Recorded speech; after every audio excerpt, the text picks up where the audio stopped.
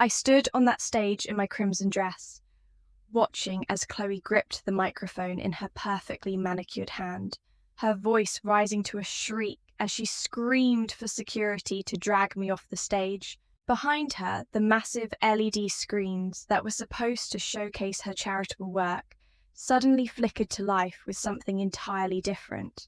Bank statements, wire transfers to Macau casinos, $5 million in embezzled charity funds, and then her voice crystal clear through the ballroom speakers calling our parents senile fools while admitting her plan to frame me for everything. 500 of New York's elite watched in horror as my sister's carefully constructed world shattered in real time. The flash of cameras was blinding. All the colour drained from my mother's face, leaving her looking like she might faint. My father, the man who'd thrown a tabloid in my face just days before, stood frozen in complete shock. And Chloe, my perfect older sister, lunged at me with pure hatred in her eyes. But I was ready. I caught her wrist mid-swing, twisted it gently, but firmly, and leaned close to whisper in her ear. "You bet on the wrong person," I said. Then the FBI walked through those grand ballroom doors, and I watched them put handcuffs on her right there, on stage, her mascara running down her cheeks as she shrieked and blamed everyone but herself.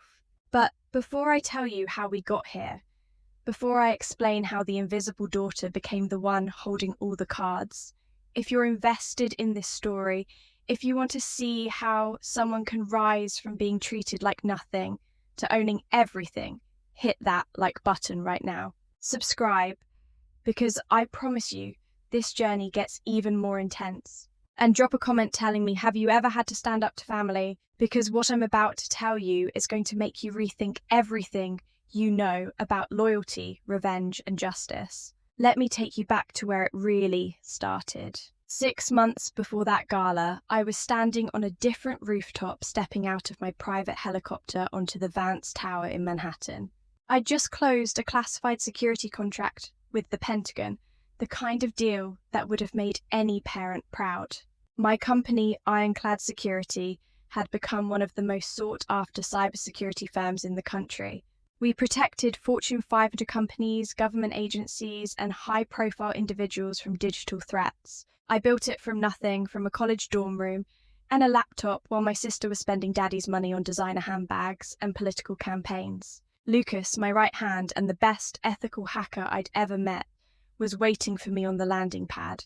The wind whipped his dark hair as he held out a manila folder like it was radioactive. "We need to talk," he said, his usual easy smile nowhere to be found. "Your sister just hired a private investigator named Frank Morrison. They're digging Eleanor. They want to bring you down before the 50th anniversary gala." I took the folder and flipped it open right there, 50 stories above the city. Photos of me, my office, my apartment building, financial records that someone had tried and failed to access. They weren't just investigating me. They were building a case, looking for anything they could twist into a scandal that would destroy my reputation before the biggest night in Vance Industries' history. And I knew exactly why. Chloe didn't just want me humiliated. She wanted me in prison, out of the picture, permanently, so she could hide something much bigger that she'd done. I should have seen it coming. My whole life had been preparation for this moment, though I didn't know it at the time. Growing up as the second daughter in the Vance family meant growing up invisible, unless they needed someone to blame. Chloe was the golden child, the one with the perfect smile and the political ambitions. She could do no wrong in our parents' eyes. My father, Richard Vance, was a self-made billionaire who'd built a tech empire and now had his sights set on a Senate seat. My mother, Margaret, was the perfect political wife, all grace and charity galas and strategic networking. They groomed Chloe to be their legacy, me. I was supposed to be grateful for the crumbs. I tried so hard when I was younger. I brought home perfect grades. I won coding competitions. I got into MIT on a full scholarship. Not that they needed the money, but I wanted to prove I'd earned it. None of it mattered. Every achievement was met with a polite smile and a comparison to what Chloe had done at that age. When I started my company at 23, my father called it a cute hobby. When I landed my first major client, he asked when I was going to get a real job.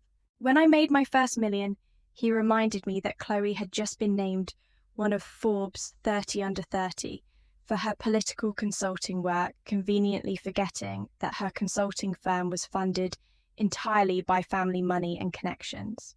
But I kept trying. I kept showing up to family dinners where I was talked over. I kept attending events where I was introduced as Chloe's little sister, not as Eleanor Vance, CEO. I kept writing checks to Chloe's campaigns and my father's political action committees because that's what family does, right? You support each other. You show up. You swallow the hurt and you smile and you hope that one day they'll see you. The worst part wasn't the dismissal. It was the active sabotage disguised as concern. When I was trying to close a deal with a major client, my father would coincidentally reach out to them, expressing concern about my company's stability. When I was featured in a tech magazine, my mother would mention to her society friends that I was so obsessed with work, still single, probably lonely.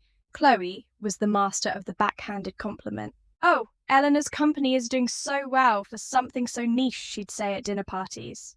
"I'm just glad someone in the family understands computers. We can't all be people-oriented like me." 3 years before that gala, I made a choice that I thought showed my commitment to family. Chloe's first political campaign for city council was struggling. She'd mismanaged funds, made promises she couldn't keep, and was hemorrhaging support. She came to me crying, saying she'd made mistakes, but she could fix them if she just had another chance. She needed money, a lot of it. I gave her $250,000 from my personal savings, money I'd earned, not inherited. She won her seat. She never paid me back. She never even thanked me after election night. At Thanksgiving that year, my father toasted her win and didn't mention my contribution once. When I brought it up later, privately, he said I should be honoured to help my sister's important work.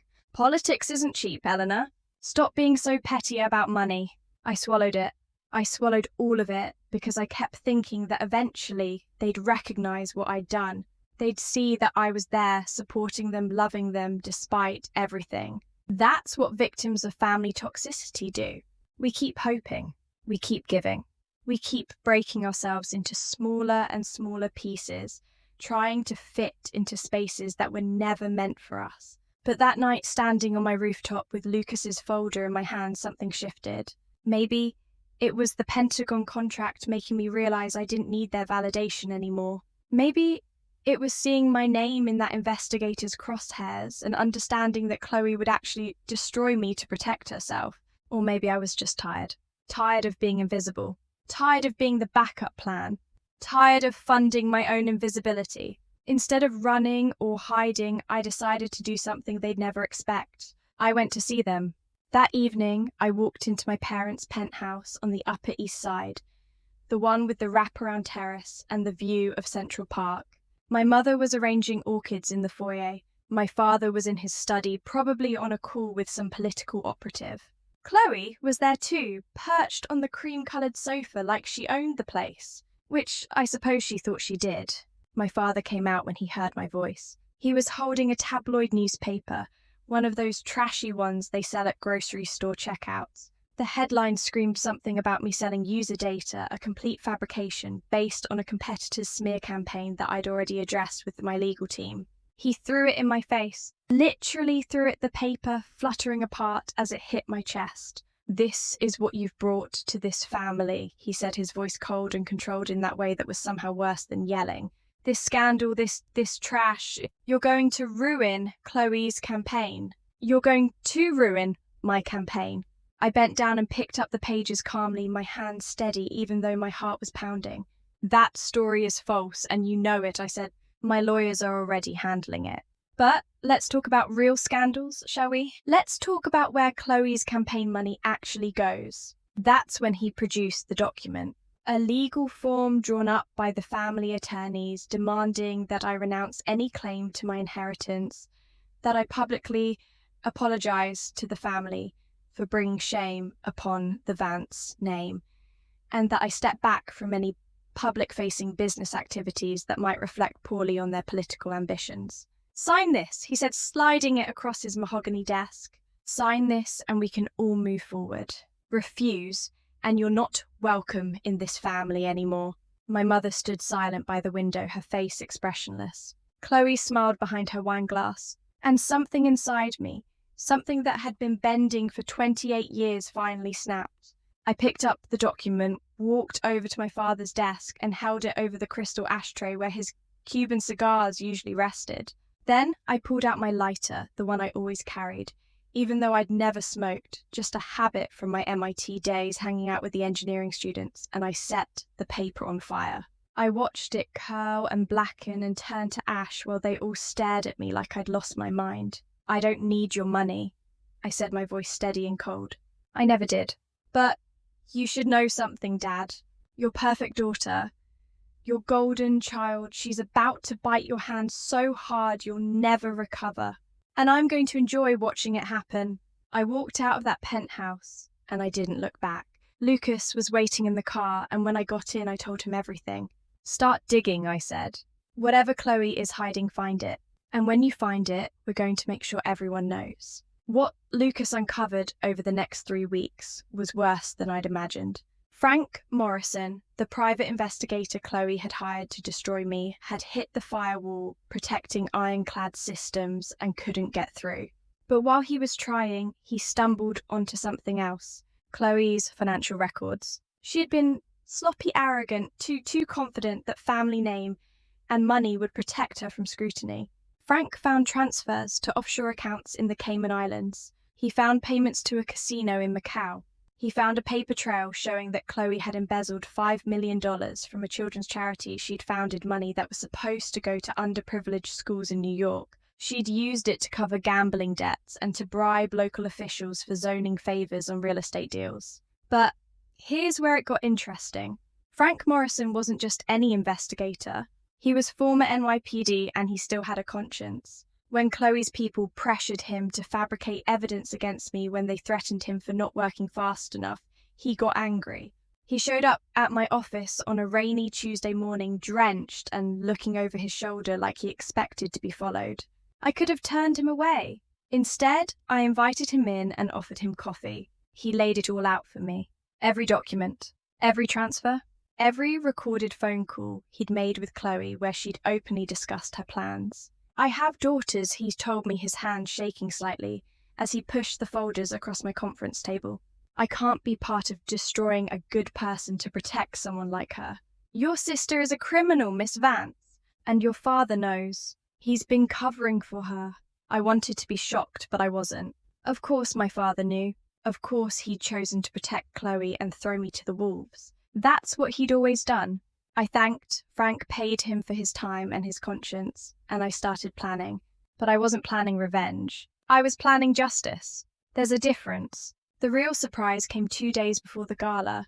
My grandmother, Victoria Vance, showed up at Ironclad's headquarters. She was 87 years old, sharp as a tack, and supposedly suffering from dementia according to the family narrative. She walked into my office with her cane and her Chanel suit and sat down in my chair like she owned the place. Which, technically, she did. She still held the majority shares in Vance Industries, even though my father liked to pretend he was in charge. "I've been watching," she said without preamble.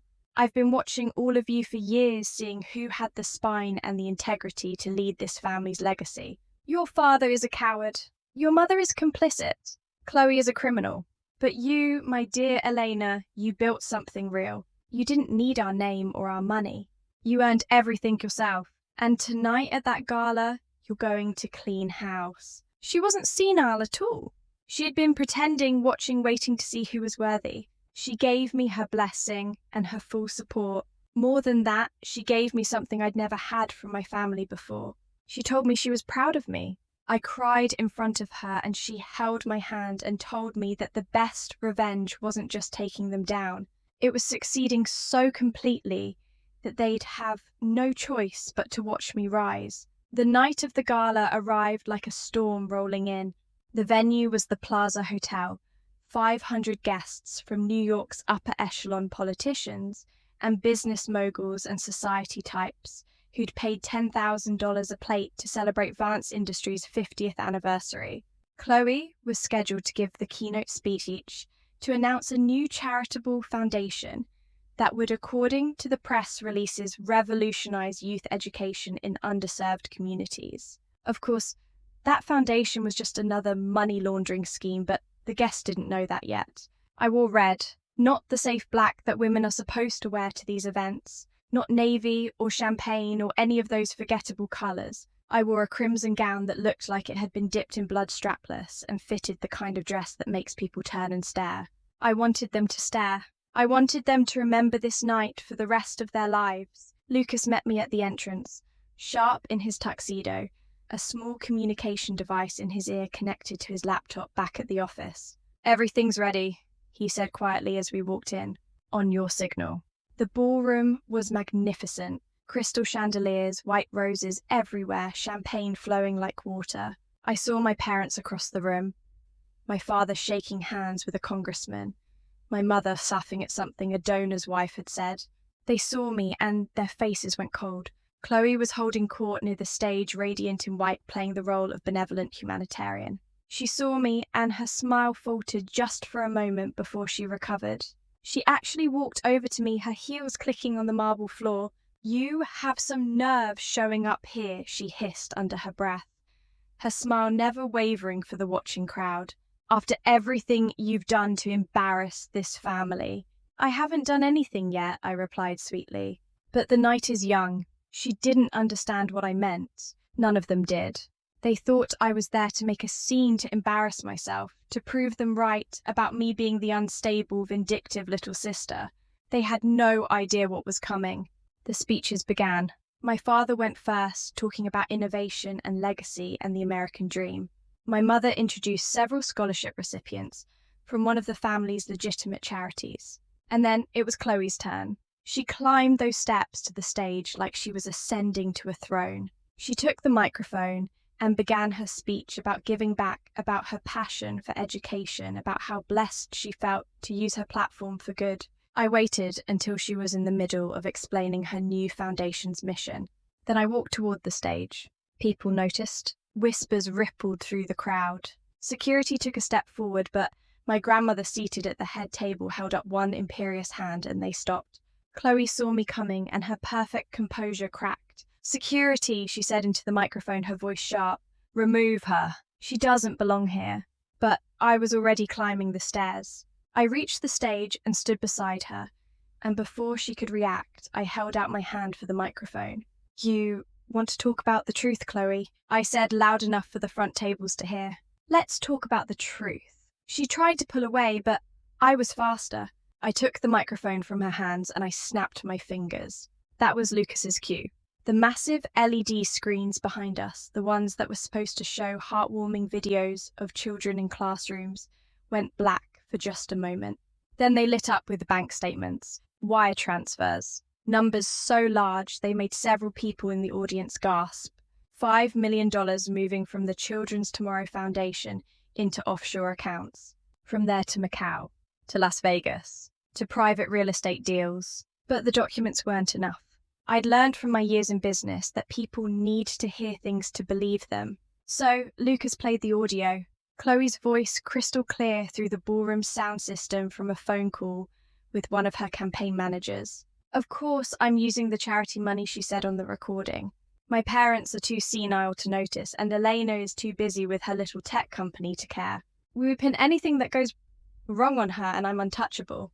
I mean, who's going to believe her over me?" The ballroom erupted, not in applause, but in chaos. Gasps and shouts, and the immediate frenzy of people pulling out their phones. My mother stood up from her table, her hand over her mouth. My father's face had gone purple with rage and shock. Chloe lunged at me, her carefully maintained composure completely shattered. She tried to slap me, but I'd taken self-defense classes for years, a precaution from my early days building the company, when I'd gotten some threats. I caught her wrist easily, held it firm, and leaned in close to her ear. "You bet on the wrong person," I whispered. "You should have left me alone." That's when the main doors opened. Federal agents in suits, badges visible, walked into the ballroom with the kind of authority that makes everyone go silent. Frank Morrison had done more than just bring me evidence. He'd taken it to the FBI, to the state attorney general, and to every oversight board that had jurisdiction over Chloe's campaigns and charities. My grandmother had made calls too, using the weight of the Vance name for something good for once. The lead agent walked straight to the stage. "Chloe Vance," she said formally, "you're under arrest for embezzlement, wire fraud, and bribery. Please turn around and place your hands behind your back." I stepped aside and watched as they put the handcuffs on her right there on stage in front of 500 witnesses and a dozen photographers who were having the night of their careers. Chloe was screaming, her makeup running with tears and rage, blaming our parents for spoiling her, blaming me for being jealous, blaming everyone but herself. The agents led her away and the ballroom stayed frozen in shock. My father tried to approach me, but I held up one hand. "Don't," I said simply. "Not tonight. Not ever." My parents came to my office the next morning. They were smaller, somehow diminished. My father, who'd always seemed so imposing, looked old and tired. They begged me to help, to use my money and my connections to get Chloe a good lawyer to make this go away, to protect the family name. My mother actually cried real tears, asking how I could do this to my own sister. And I looked at them. These people who had shaped my entire childhood and adolescence, who'd made me feel small and worthless and invisible, and I felt nothing. No anger, no satisfaction, just a cold, clear certainty that I was done. "Honor," I said to my father. "You sold that a long time ago. You sold it every time you chose her over me, every time you ignored my accomplishments, every time you made me feel like I had to earn a place in my own family. The Vance name belongs to me now. I'm the only one who never tarnished it." They tried to argue, but my security team escorted them out. I'd already been in touch with the board of directors of Vance Industries. My grandmother had made it clear that she supported me as the new CEO. My father's political career was finished before it had even really started. The scandal consumed him completely. Every news outlet in the country covered the story. The senator who'd hired a fake charity runner as his campaign manager. The family that hid a criminal behind a perfect facade. Within a week, my father resigned from the board. Within a month, they'd sold the penthouse and moved to a modest apartment in Connecticut, living on the trust fund my grandmother controlled. Chloe went to trial 6 months later. The evidence was overwhelming. She got 10 years in a federal prison, and every appeal was denied. I didn't go to the trial. I didn't need to. I was busy rebuilding Vance Industries with actual integrity, with transparent accounting and real charitable work. I renamed the headquarters Evie Tower, Eleanor Vance Tower. My grandmother approved. She lived to see me turn the company around, to see me prove that success without corruption was possible. She died 2 years after the gala, peacefully in her sleep, and she left me everything. My parents tried to reconcile a few times. Stilted emails and awkward phone calls where they asked about my business and avoided mentioning Chloe. I was polite but distant. I set boundaries and I kept them. I wasn't cruel, but I wasn't a doormat anymore either. Eventually, they needed money. The trust fund only went so far, and my father's reputation made it impossible for him to work. They came to me and I set up a modest monthly allowance for them, enough to live comfortably but not lavishly. It was more than they deserved, but I did it for the girl. I used to be the one who tried so hard to make them proud. I did it to prove I was better than them. Every month, they cashed checks signed by the daughter they'd dismissed, and I hoped it reminded them of everything they'd lost. I'm not going to lie and say I'm completely healed from all of it. Some scars don't fade. There are still moments when I achieve something remarkable, and my first instinct is to want to call my parents and hear them say they're proud. But then I remember that their pride was never freely given, and the urge passes. I've built a life that I'm genuinely proud of. Ironclad Security is the industry leader. EV Tower houses not just my companies, but also genuine foundations that actually help people. I've surrounded myself with people who see my value, who celebrate my successes, who don't ask me to shrink so they can feel bigger. Lucas is still my right hand. He runs the tech side while I handle strategy and expansion. We've become the success story we always knew we could be without cutting corners or stepping on people to get there. My grandmother's legacy lives on in the way I run things with integrity and strength and no tolerance for toxicity. I've learnt to spot it early now that particular brand of poison that masquerades as love. I've learned that sometimes the most loving thing you can do is walk away. And I've learned that you don't need permission from the people who hurt you to heal and succeed. You just need to decide that you're worth more than they ever gave you credit for. The world tried to frame this story as a revenge plot. Tabloids called me ruthless. Some people said I should have handled it privately, that I destroyed my family for pride. But they don't understand. I didn't destroy my family. I revealed the rot that was already there. I held up a mirror and forced everyone to see what I'd been living with for years. And when I was given the choice between continuing to be invisible or stepping into the light on my own terms, I chose myself. For the first time in my life, I chose myself. I still see Chloe's face sometimes in my dreams, twisted in rage on that stage handcuffs glinting under the chandeliers. I used to wake up feeling guilty, wondering if I'd gone too far. But now when I see it, I feel something different. I feel proud. Proud of the woman who stood up when it would have been easier to stay silent. Proud of the woman who demanded justice when forgiveness would have been simpler. Proud of the woman who refused to let anyone make her small ever again. That woman was always in me. I just had to love myself enough to let her out. Tonight, I'm having dinner with Lucas and a few close friends at a restaurant I own now, one of several businesses I've acquired over the years. Tomorrow, I have meetings with 3 potential clients who specifically requested to work with me because of my reputation for integrity and results. Next month, I'm keynoting at a tech conference in Dubai. My life is full and rich and completely mine, and every single piece of it I built myself.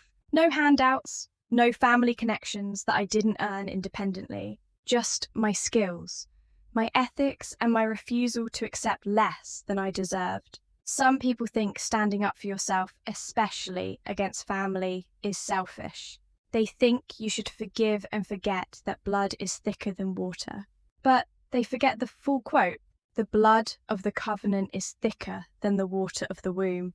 The bonds you choose, the family you build, the people who genuinely love and support you, those are stronger than any biological tie. And sometimes the bravest thing you can do is walk away from people who will never see your worth and build a life with people who do. So here's what I want you to take from my story. If you're in a situation where you're being used, dismissed, or made to feel less than you are, you're not trapped. You might feel trapped, but you're not. Start documenting everything. Build your safety net. Find your people, the ones who will support you when you finally make your move. And then, when you're ready, when you've gathered your strength and your evidence and your courage, stand up.